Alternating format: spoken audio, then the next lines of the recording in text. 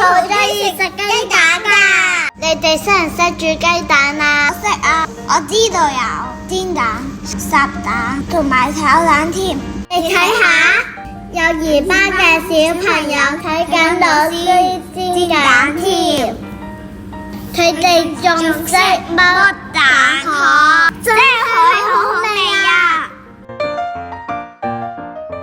我哋茶點嘅時候，我哋食雞撻食物嘅雞蛋，小朋友會怕雞蛋，我哋會自己搣㗎。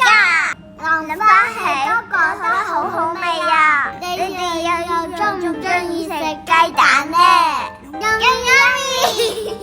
大家估下，雞蛋殼有咩用啊？其實雞蛋殼可以做肥料，我哋都去嘗試用肥料種植物。你哋睇下，我哋嘅用咗好